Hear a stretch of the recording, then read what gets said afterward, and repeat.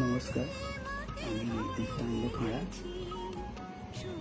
আজ কোজাগরী লক্ষ্মী পূজা। সবাইকে জানাই আমার প্রণাম।